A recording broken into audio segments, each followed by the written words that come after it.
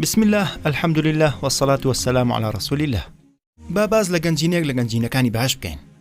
ئەبوو موسای ئەشعەری خوا لێی ڕازی بێت ئەگێڕێتەوە کە پێغەمبەری خوا صلی الله عليه وسلم پێی فەرمووم ئەتەوێت ئاشنات بکەم بۆ گەنجینێک لە گەنجینەکانی بەهەشت؟ وتم بەڵێ ئەی پێغەمبەری خوا. اینجا لەویا فەرمووی بڵێ لا حول ولا قوة إلا بالله. کەسێک ئەتوانێت ببێتە خاوەنی خان و سیارە جلوبەرگ و زۆرێک لە شتەکانی تریش، بەڵام گەنجینە بە نرخترین شتە لە ناو هەمویانە.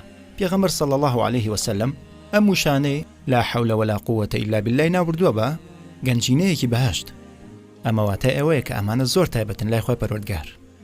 لا حول ولا قوة إلا بالله واتای چییە؟ حول واتە هێز. لا حول واتە هیچ هێزێک نییە. لا حول هیچ هێزێک نییە.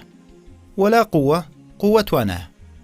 ولا قوة واتە هەروەها لا نەخێر قوة توانە ولا قوة هەروەها توانە نییە.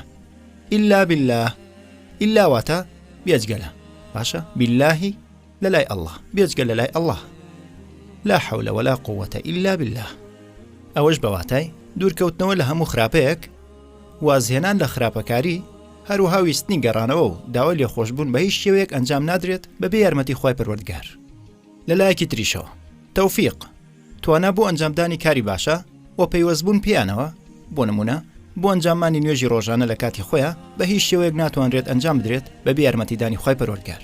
بەواتایەوەی کە هیچ هێزێک نییە بۆ دوورکەوتنەوە لە خراپەکاری و هیچ توانایەک نییە بۆ ئەنجامانی کاری باش تەنها بە یارمەتیانی خوای پەروەردگار نەبێت. هەموو شتێک دەکرێت بە یارمەتیانی خوای پەروەردگار. تەنیا چاکبوونەوە لە نەخۆشی، پاراستن لە هەژاری و کێشەکان، هەروەها سەرکەوتن لە هەموو تاقیکردنەوەکان ئەکرێت بە بوونی یارمەتی خوای پەروەردگار. تەنیا. و ئێمە چۆن ئەمە بخوێنینەوە؟